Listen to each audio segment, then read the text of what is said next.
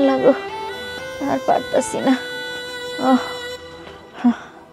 রাজু, ও রাজু, কই গেলি বাবা? আমার একটু হাসপাতালে নে না বাবা, আমি তো আর টিকতে পারতাছি না।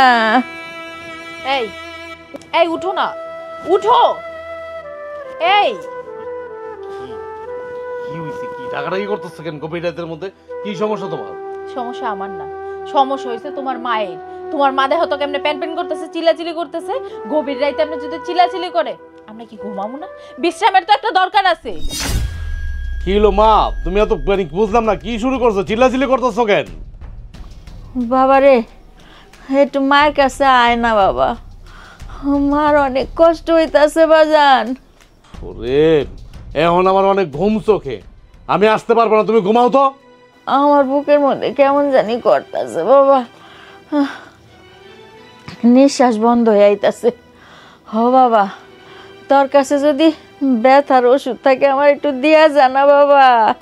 শোনো, আমি কি মানে ফার্মেসি খুললা বইছি? হ্যাঁ, না ওষুধের গোডাউন খুললা বইছি যে আমার কাছে ওষুধ থাকবো?